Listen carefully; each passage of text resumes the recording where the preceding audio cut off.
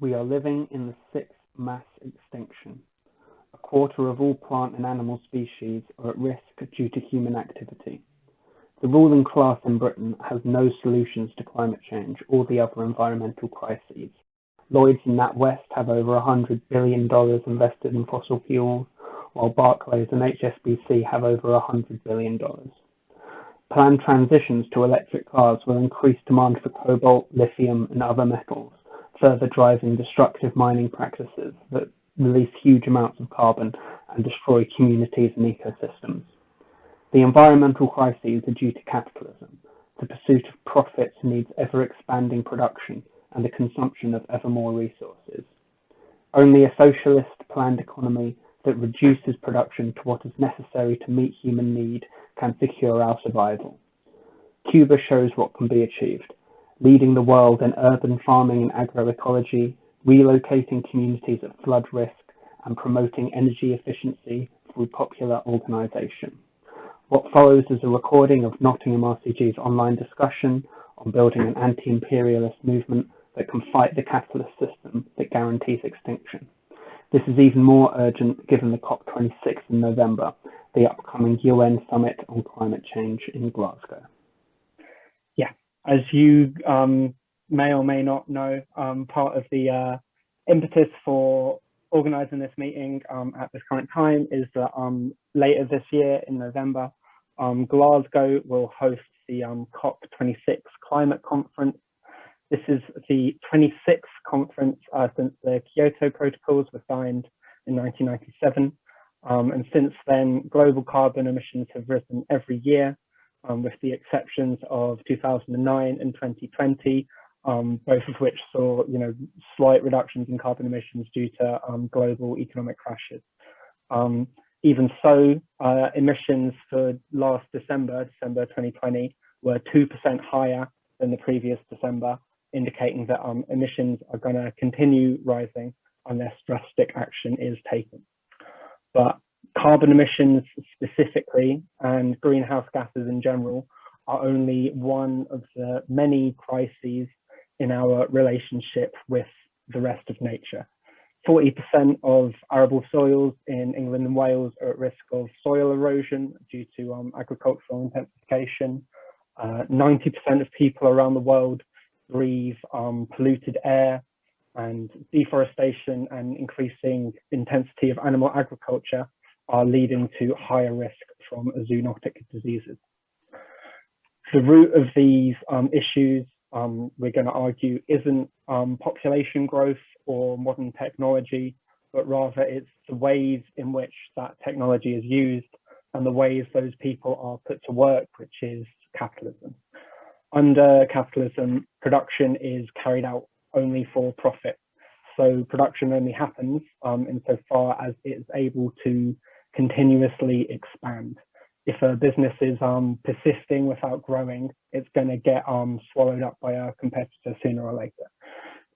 That process of expansion has led to the current situation where the world economy is dominated by monopoly corporations based in a handful of rich countries. So we call that stage of capitalism where the world is dominated by a handful of monopolies in the rich countries. We call that stage imperialism. And the fact that Britain is an imperialist country, so British companies exploit resources and workers all over the world, is central to any political analysis of the situation in Britain, particularly the tasks of the environmental movement. Britain is home to some of the biggest banks and mining companies in the world. And, this is, people might not know this because I wasn't super aware of it until quite recently, but extractive industries play a major role in Britain's economy. Of the FTSE 100 list of the biggest companies in Britain, 7 are in the metals and mining sector, 4 are in oil and gas, and 1 is in coal. And that last one is Glencore, which I'm going to talk about in a minute, but you can make very similar points about lots of other companies. So Glencore is a British Swiss mining multinational. As I just said, it's It's on the FTSE 100.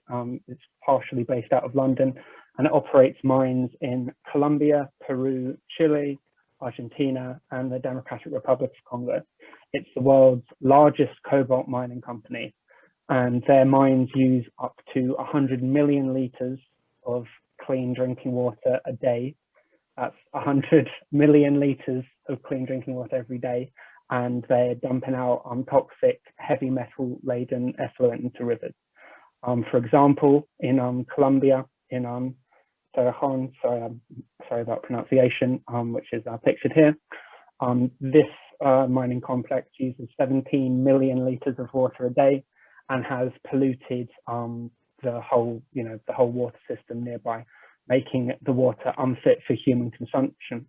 From the 8 years between 2008 and 2016, 4,770 Wayu children, again, sorry for the pronunciation, they're a local indigenous nation. 4,770 of their children died of thirst, malnutrition, and preventable diseases in that period. And many UN special rapporteurs have called for this site to be closed. But obviously, Glencore are not very fussed about that. Similarly, BHP and Glencore's mine in Antamina in Peru has covered the area in a dust cloud, which has led local people infected with lead, cadmium, and arsenic.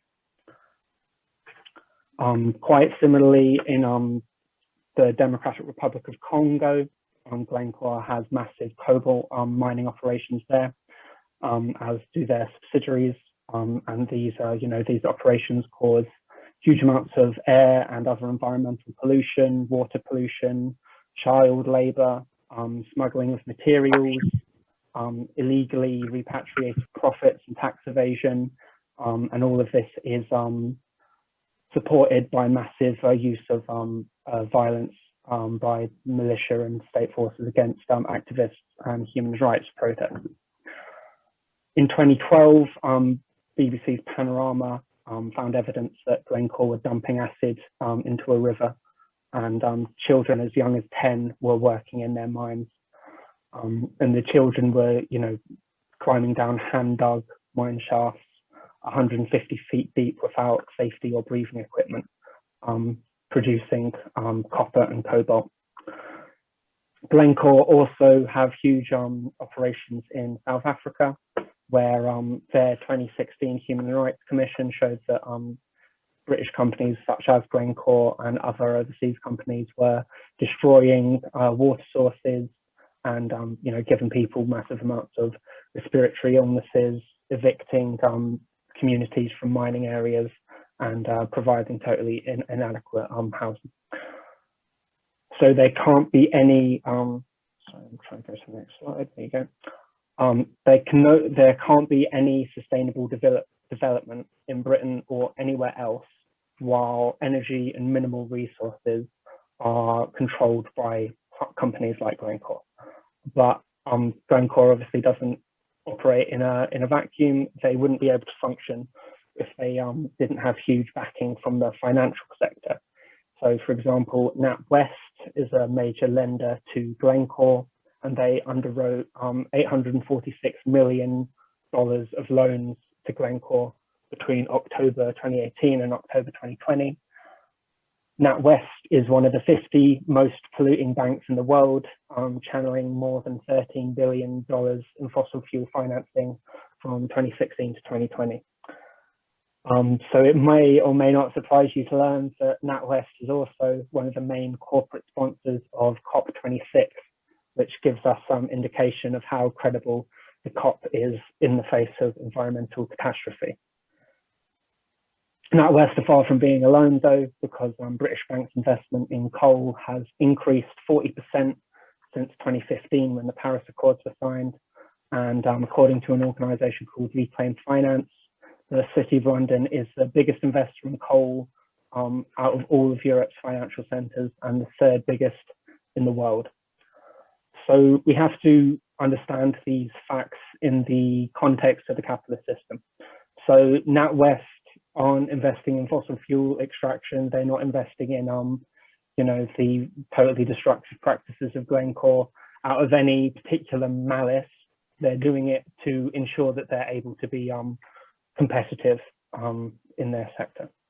While fossil fuels are still economically viable, they'll be an enticing target for investors. And while it's politically feasible, mining monopolies like Glencore will continue to destroy the basis of life across Africa and Latin America.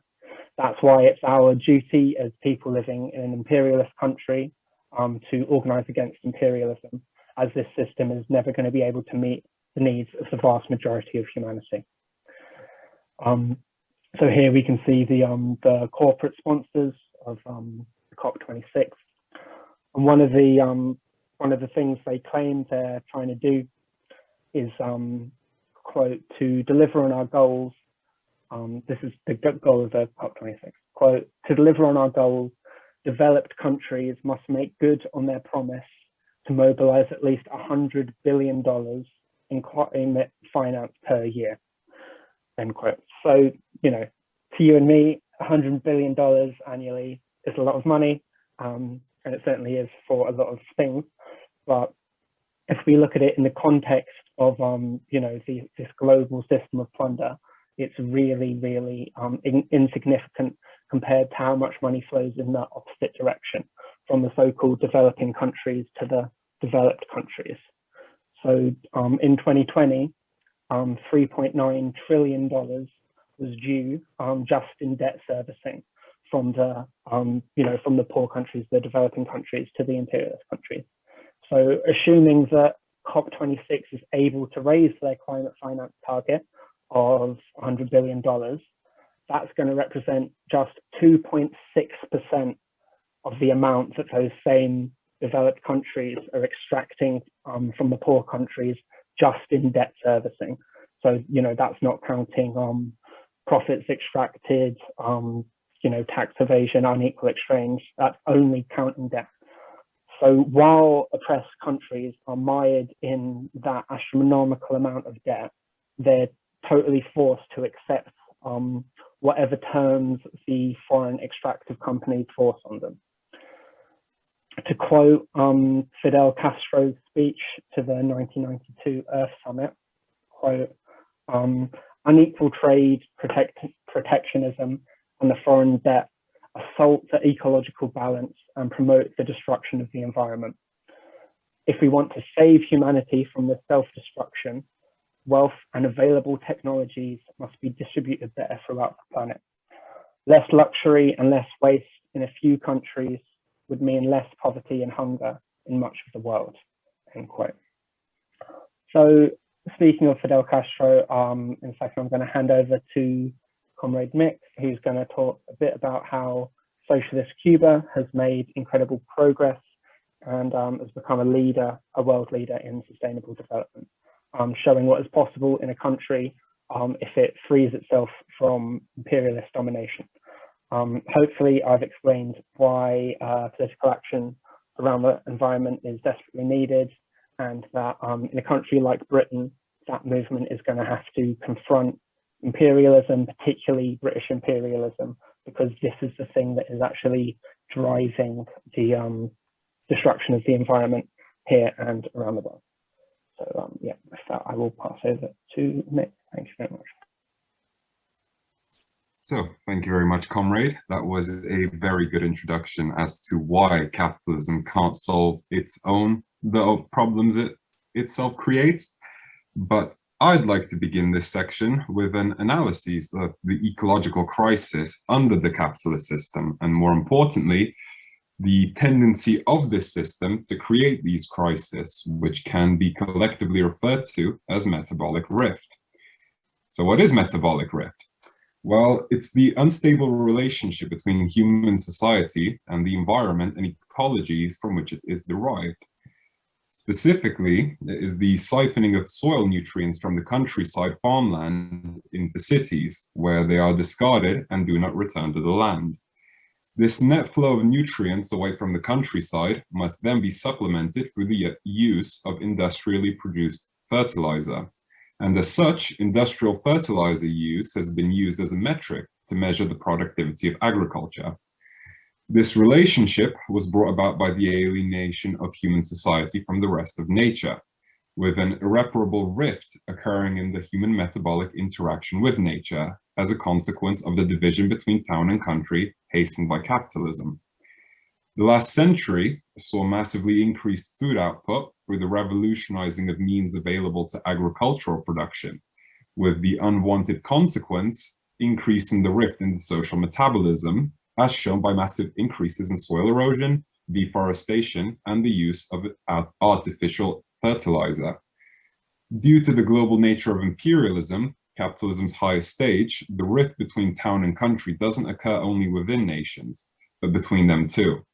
As an example, 45% of all food consumed in Britain is imported from overseas, meaning that the nutrients in said food will not be returned to the land on which it was grown anytime soon. Another example would be the guano, which is the accumulated excrement of seabirds and bats trade. As it is a highly effective fertilizer, the plunder of islands rich in it was one of the first cases of US colonialism, as well as the War of the Pacific of 1879, fought between Chile and the Bolivian-Peruvian alliance over nitrates, the essential component of guano and other fertilizers. Since the 1970s, an alternative method of food production has been independently proposed by various scientists and activists alike in response to socio-ecological effects on of the metabolic rift in agriculture. It's known as agroecology and considers the field and farm as ecosystems, and thus treats them with practices learned from natural systems, with its primary concerns being the restoration of soil organic matter, reducing tillage, using polycropping, a form of agriculture in which more than one species is grown at the same time and place, and improving nutrient cycling through the use of cover crops, plants that are planted to cover the soil rather than the purpose of being harvested. Cover crops manage soil erosion, soil fertility, soil quality, water, weeds, pests, diseases, biodiversity, and wildlife in an agro-ecosystem, or while still attaining people's nutritional needs through harvested crops. It is similar to regenerative and organic farming with an emphasis on social issues and indigenous knowledge. Many countries within the global south have had varying amounts of success with this technique. The particular one to mention is the case of Cuba. After the dissolution of the USSR, from which Cuba imported a majority of its agricultural inputs, such as fossil fuels, machinery, and petroleum-based fertilizers, it was faced with an impending economic and particularly agricultural catastrophe. This was mediated through what the Cubans called the special period, and through the introduction of agroecology and organoponicos, urban farms. Through the practices, Cuba has transitioned from an input substitution stage, relying on biofertilizer, poultry manure, worm humus instead of manufactured fertilizer, to a more agroecological stage, exhibiting intercropping, the integration of crops and livestock, diversification, and the recycling of nutrients, etc. Said revolution in agriculture was only swiftly possible due to the foundations laid by the Revolution of 1959, when the Cuban populace had already turned their attention to alternative food production systems. And the results? Amongst the myriad of statistics, one of note would be the growth of Cuban agricultural output, such as the total production of vegetables increasing 145% in 2007 over 1998 levels, despite using 72% less agricultural chemicals than in 1998. Very, very important. In relation to the organoponicos, urban farms mentioned above, 338,000 urban farms now produce 5% of the national food output, and are a clear example of metabolic restoration by decreasing the siphoning of soil nutrients into urban centers and softening the antagonism between countryside and cities, as soil quality in some of these agricultural plots has now been shown to be more nutrient-rich than in pre-industrial days. Wow. To rejuvenate the soil quality further, Cuba in 1998 undertook a massive reforestation effort, being the most advanced in said regard within the whole of Latin America, according to the United Nations Food and Agricultural Organization, with 30.6% of the land being covered in forest, relative to 27.6% in 2010 and only 14% in 1959 pre-revolution. So any discussion about sustainability must account for the most crucial question of all. Where do we get the energy to power our technology, homes, and machinery? In the case of socialist Cuba, significant progress has been achieved since the special period towards bringing clean energy to all. Said process involved numerous stages, but the one of particular interest was the energy revolution of 2006, whose aim can be summarized as reducing energy wastage and loss. As such, 13,000 social workers recruited from young people who were not in education or employment visited homes, factories, and businesses, replacing incandescent light bulbs with energy-saving fluorescent bulbs, free of charge, as well as offering energy-saving education. In 6 months, over 9 million incandescent bulbs were changed, making Cuba the first country to eradicate inefficient tungsten filament bulbs. Said revolution continues, as in 2017, Cuba embarked on a drive to replace said bulbs with more efficient LED lighting, with the same progress made on street lamps.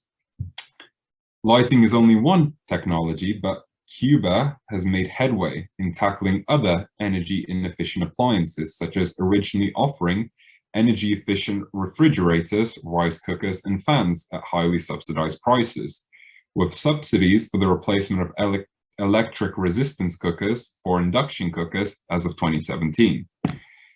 Education and infrastructure that aims to maximize energy efficiency is only one part of the larger picture. The other part is, how does Cuba actually generate its electricity? The use of biomass is particularly of interest, as it follows the general mantra of the energy revolution of do more with less. Specifically, it takes the waste organic matter, such as the pulp residue from the nation's sugar processes, and combusts it. A similar process can be done for biogas derived from the fermentation of agricultural crop waste or manure, which can then be combusted to turn a turbine. This has been supplemented by small farms being encouraged to set up small-scale biodigesters using waste from cattle. As of 2019, 5% of the total energy generated in Cuba was from renewable sources, with the aim to generate 24% by 2030, in accordance with Plan 2030. Of this, 20% will be generated from biomass, with the remaining 4% of various technologies such as solar, wind, tidal, and hydro. Another interesting aspect to raise is the nature of the electricity grid in Cuba. As of the 1950s, 56% of the population had access to electricity. Though nearly half of the population was rural, only 9% of the rural dwellers had access to electricity. And due to the nature of these rural settlements, it would have been unprofitable to extend the electricity grid to them. Though significant work had been put in to remedy this situation, it was only with the advent of the battle ideas in the early 2000s when Cuba started manufacturing their own solar panels that within a year, 2,000 schools beyond the reach of the national grid had been electrified with solar panels, including remote schools in mountainous regions with only one student. In the aftermath of Hurricane Dennis, where 21 municipalities were left without electricity, considerable effort was given to strengthen the grid with a more decentralized approach, primarily for energy security reasons. See the US invasion of Afghanistan and Iraq. 1,500 small generators were imported from Spain and Denmark, leading to the significant blackout seen in 2005 being eradicated by 2007, with an additional 4,000 energy backup systems being installed within hospitals, food production centers, schools, and other critical sites. Additional measures were undertaken to refurbish old cables and electrical meters, leading to an energy saving between 2006 and 2007 of 961,000 tons of imported oil. Now, basically 1 million tons of oil saved because of energy efficient measures. On a slight tangent, we should somewhat explore how the materials required for these infrastructure projects are obtained, specifically nickel and cobalt. Cuba sits on large reserves of both, with the third largest reserves of cobalt and nickel reserves at top 6 of the entire world. Both of these elements are of crucial importance, not only to more advanced technologies such as cobalt or alloy batteries, but as a commodity for export. In this regard, Cuba's centralized planning and strict labor laws aim to coordinate the nation's cobalt and nickel industries and prevent the exploitation of its laborers. This can be seen in the integration of various smelting plants with their suppliers and buyers, as due to the blockade, there is no easy possibility to get new machinery or parts. And as such, a lot of effort and planning has to be done in order to keep the equipment orderly and well maintained. This can take the form of the hydraulics enterprise in the province of Cienfuegos, in addition to manufacturing pulleys, repair cylinders, or the Santa Clara mechanical plant, which manufactures sections of the rotary conveyors and large sprockets for the ovens. Another goal of the centralized planning under the socialist system is to prevent the exploitation of labor within these extractive industries. A quick example could be the necessity of wearing protective equipment within the foundries, which might seem common sense to us within a highly developed industrial power, but should be contrasted with the conditions endured by the miners and workers of the cobalt industry, mentioned by Comrade Matt earlier, inside of the Democratic Republic of the Congo. So-called artisanal miners, which make up 20 to 40% of the miners, enjoy very few of these precautions, being forced to work for measly paychecks of $1 a day, with large proportion of the workforce being children as young as 9, who are often killed and maimed at work. Despite this glaring difference in the nature of the cobalt industries between Cuba and the Democratic Republic of the Congo, quite a number of companies actively source from the latter due to restrictions caused by the blockade. And I guess from that aspect of central planning, I should mention central planning for climate change. The 2019 Constitution includes the commitment to promote the conservation of the environment and the fight against climate change, which threatens the survival of the human species.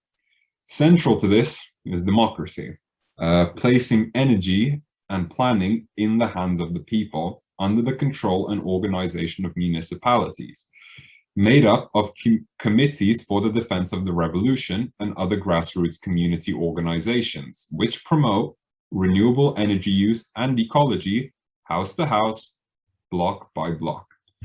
The embodiment of this plan is Project Life, Tarea Vida, a 100-year plan, state plan for tackling climate change approved in 2017.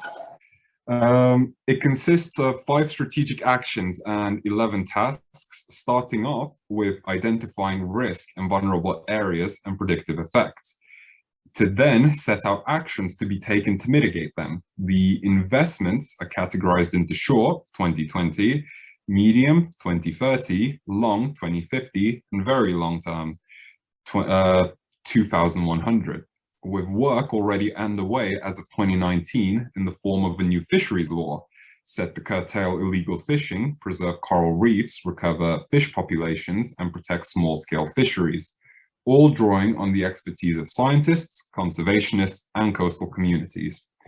The simplified 5 strategic actions are: prohibit construction of new housing in vulnerable coastal settlements under threat of flooding or receding coastlines, and reduce population density in low-lying areas. 2, adapt infrastructure in low-lying coastal areas to the threat of floods. 3, adapt agricultural activities, especially those with the greatest impact on the country's food security, to changes in land use as a result of sea level rise and drought.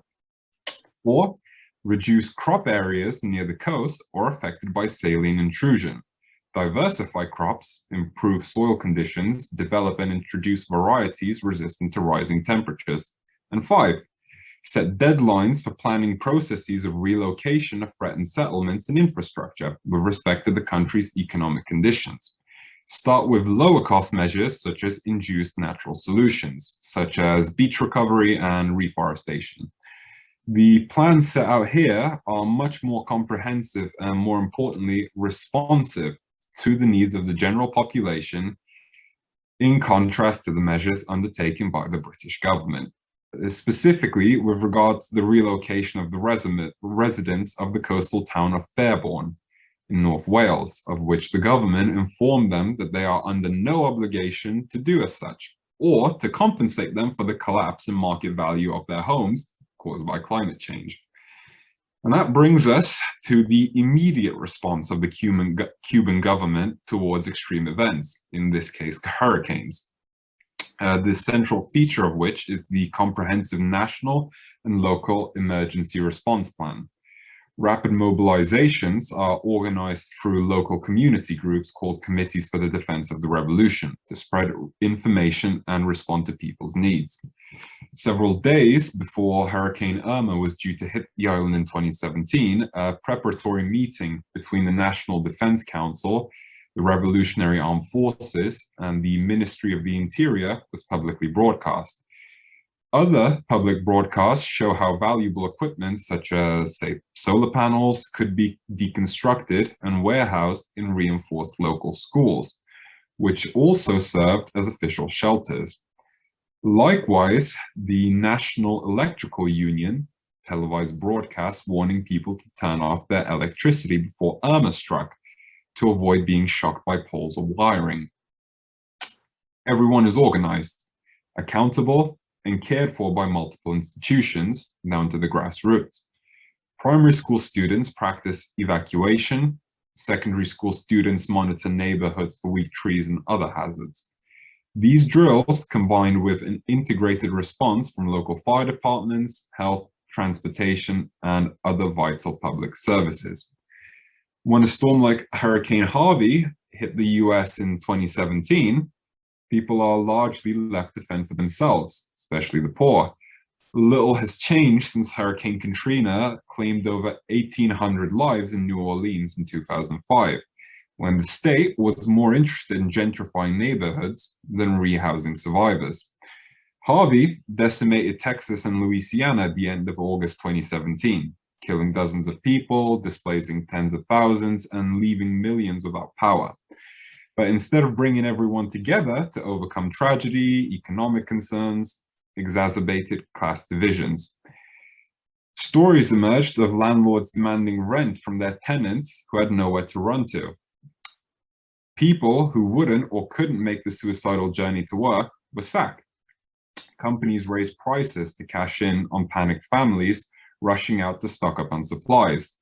Even the cost of flights rose dramatically so that only the wealthy could escape. These are the manifestations not simply of a natural disaster, but of an economic system that puts profit before people.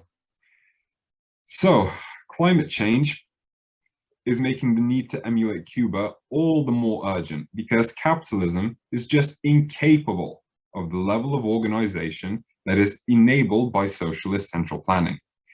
As climate change continues to exacerbate the intensity and frequency of extreme weather events, people who live under the regimes which put the needs of profit first will continue to be criminally neglected. Thank you. Thank you. Yeah, thank you to both of the speakers.